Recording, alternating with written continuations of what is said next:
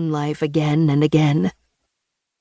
After I left my childhood home, while I spent a decade cycling through more than a dozen temporary homes, I visited storied homes whenever I could. This taught me a lot about the relationship between people and their spaces. I lived in concrete student housing blocks while touring the megalomaniacal castles of Europe.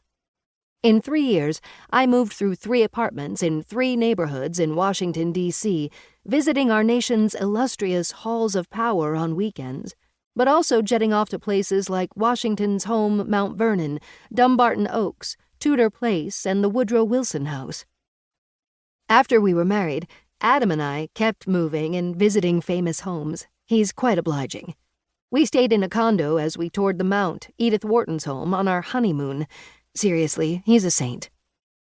During Iowa's winters, we froze in student housing and posed in front of the tiny white cottage that inspired Grant Wood's American Gothic. After moving to Oregon, we moved in quick succession, from a brand-new apartment block to a 1910 farmhouse to a 1940s cottage. On weekends, we visited Timberline, the lodge that served as the exterior for the hotel in The Shining, or we lurked about the Gordon House, a Frank Lloyd Wright Usonian home. Finally, during the worst housing market crisis in American history, we bought a house.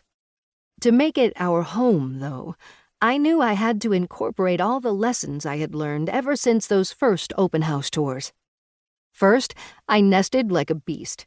I learned to see decorating as a form of visual storytelling, where color, form, negative space, and objects interact to tell a cohesive story. Once we had kids, I experimented with how different layouts and visual cues affected their behavior and my own, all the while asking myself what changes we could make in order to live more harmoniously together. Adam and I had the classic newlywed face-offs about interior style, but we found ways to accommodate each other and to create a shared aesthetic that went beyond what either of us individually imagined. After about 5 years, I began to see our home as my own personal energy vortex, an oracle site, a living, pulsing place to reflect on our lives, shape our stories, and renew our strength. To me, our home wasn't meant to be a sanctuary, a place to hide away from the outside world. Instead, it became a place to embody our family's deepest values and remind us of who we could be in the world. Professionally, I became a magazine editor in the home and garden space, writing stories about people changing their lives through home design. I love the aspirational world of magazines, and that work is what I still do, but to me, these stories of transformation are not just rote before and afters.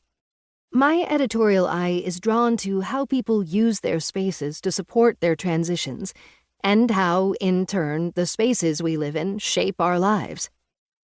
So I also began studying the ancient philosophies of energy and space, and I got a certificate in essential feng shui, a school of the ancient art informed by Western living.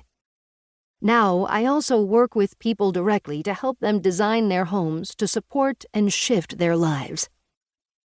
All my life, I have been studying houses and how they impact us. In my own life and in my work with others, I have witnessed downright magical shifts occur simply by redesigning living spaces. These experiences lend credence to what ancient masters have known for centuries and what modern environmental psychologists now confirm. Our spaces affect us profoundly, whether we are paying attention or not. Philosophy. Connect with the mystery and power of your home. 1. The infinite possibilities of home. Your home is the center of your world. It is a place of specific, wise energy that welcomes you after the long journey of your day into a lush setting of ritual and messaging, deep reflection and dreaming, gathering and exchange, letting go and trusting something outside of yourself. Home is a place of great power and purpose, as sacred a location as any major historic setting or pilgrimage site. When you shape it consciously, it shapes you back. When you see your home like this,